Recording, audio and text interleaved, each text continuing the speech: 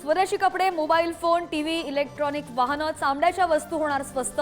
कॅन्सरवरील औषधं आणि मेडिकल उपकरणांच्या किमतींमध्ये सुद्धा होणार घट. अर्थमंत्री निर्मला सीतारामन यांची बजेटमध्ये घोषणा. घरं मात्र महागणार. अर्थसंकल्पात मोदी सरकारकडून नोकरदारांसाठी सर्वात मोठी घोषणा. 12 लाखांपर्यंतचं उत्पन्न करमुक्त. बजेटमध्ये निर्मला सीतारामन यांची मोठी घोषणा. केंद्र सरकारच्या तिजोरीवर 1 लाख कोटींचा बोजा पडणार. देशामधील 7 कोटी शेतकऱ्यांना किसान क्रेडिट कार्डची मर्यादा 3 लाखांवरून 5 लाखांवर.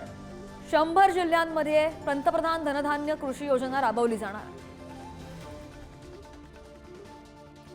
36 जीवनावश्यक औषधांवरील करामध्ये सुद्धा सूट. कॅन्सरची औषधं सुद्धा स्वस्त होणार. मेडिकल क्षेत्रामध्ये 5 वर्षात 75,000 जागा भरणार.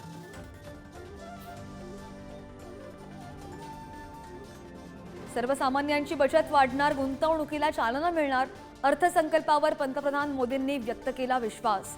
भारतीयांचं स्वप्न पूर्ण करणारा अर्थसंकल्प असल्याचं सुद्धा केलं विधान.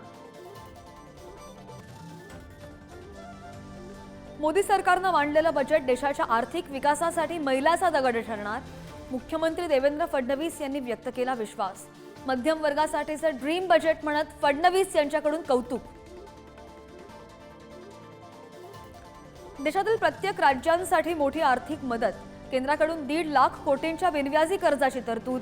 भारताला जगाचं फूड बास्केट बनवण्याचं सुद्धा उद्दिष्ट.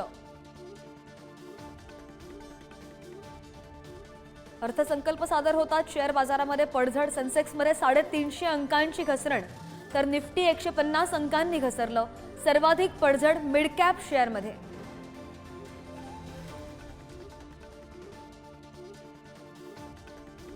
आणि महामुंबई परिसरामध्ये रिक्षा टॅक्सी प्रवास महागला. रिक्षाचे किमान भाडे 26 रुपये तर टॅक्सीसाठी किमान भाडं 31 रुपये असणार.